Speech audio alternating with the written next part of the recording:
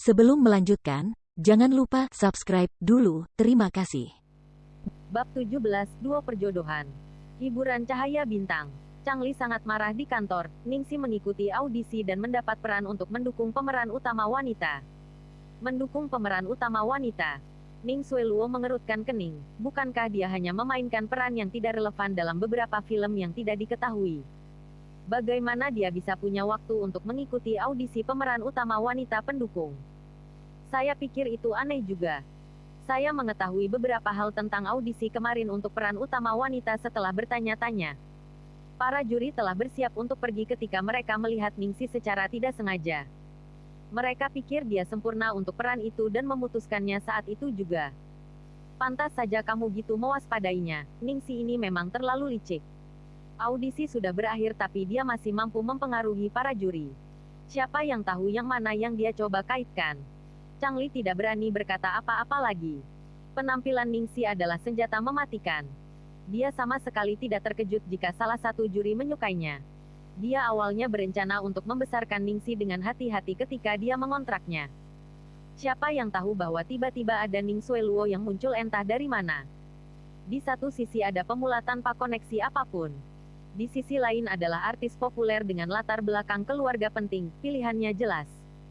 Di tempat seperti dunia hiburan, bukan hanya penampilan saja yang penting. Ekspresi Ning Xueluo tertunduk, meskipun ini bukan pemeran utama, film ini adalah produksi besar. Siapapun yang mendengarkan ini akan tahu bahwa dia tidak ingin Ningxi mendapatkan peran ini.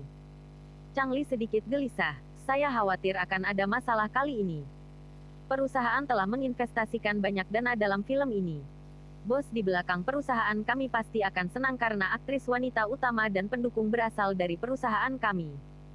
Tidak masalah jika ada orang yang lebih cocok yang bisa menggantikan Ningxi.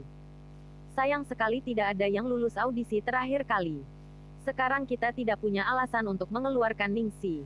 Ning Xueluo sepertinya memikirkan sesuatu dan tiba-tiba menjadi tenang. Menyentuh kukunya yang terawat sempurna, dia tertawa sekali. Lupakan saja, karena dia jarang bermain sebagai roh rubah. Biarkan saja dia melakukannya. Seorang penggoda yang menyebabkan kejatuhan suatu bangsa, peran ini sangat cocok untuknya. Ningxi dengan cepat menerima telepon dari Changli yang memberitahu dia bahwa peran utama pendukungnya untuk Tanah di Bawah Langit telah diputuskan, dan dia harus bersiap. Film Land Under Heaven menampilkan pemeran utama wanita yang menggunakan segala macam sifat baik untuk membantu pemeran utama pria naik tahta. Sedangkan pemeran utama wanita pendukung menggunakan segala macam cara keji, menjadikan musuh masyarakat dan dikutuk. Itu berakhir dengan dia akhirnya dipaksa untuk melompati tebing oleh pemeran utama wanita dan mencerahkan hati orang-orang dimanapun. Tidak heran Ning Xueluo gitu murah hati membiarkannya memilikinya dengan pengaturan seperti ini. Masih ada pekerjaan yang harus dia selesaikan meskipun dia telah mendapatkan peran pendukung untuk Land Under Heaven. Ningxi harus pergi syuting lagi. Perannya adalah sebagai wanita simpanan yang telah mencuri suami seseorang. Hanya ada 5 menit adegan tersisa untuk syuting hari ini. Dia akan dikelilingi oleh kerumunan orang untuk dipukuli dengan kejam selama 5 menit.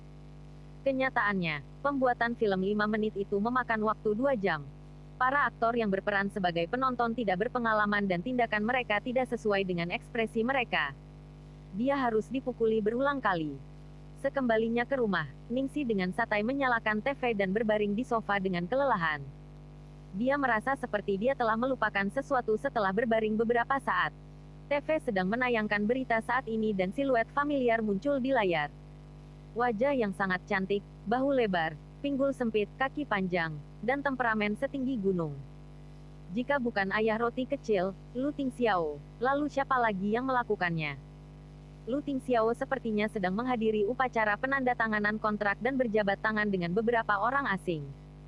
Pembawa acara berbicara dengan penuh semangat saat ia memperkenalkan bagaimana Lu Corporation telah berhasil menandatangani kolaborasi dengan merek dokter Italia dan memasuki pasar Eropa. Nilai saham mereka bisa berlipat ganda. Ningxi akhirnya ingat saat dia menonton, dia lupa memanggil roti kecil. Istana Platinum. Orang tua Lu telah kembali dari luar negeri dan keluarga beranggotakan 5 orang itu mengadakan reuni saat makan malam. Perusahaan Lu akhirnya akan menyelesaikan kontrak penting yang telah mereka diskusikan selama 3 tahun. Tuan tua Lu sangat senang dan dia sangat memuji Lu Tingxiao, bahkan memberikan banyak pujian kepada Lu Jingli.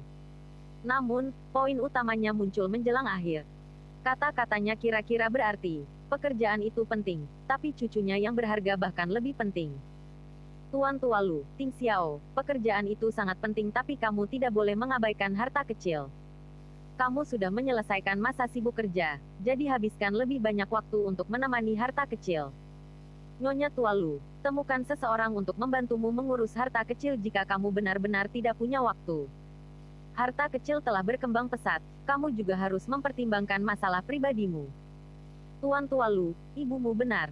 Lu Jingyi dengan halus melemparkan pandangan pada kakaknya. Orang tua kami mulai memainkan permainan ini lagi. Lu Tingxiao fokus pada makan dan tidak mengucapkan sepatah kata pun. Harta kecil sedang memegang ponselnya tanpa satu gerakan pun.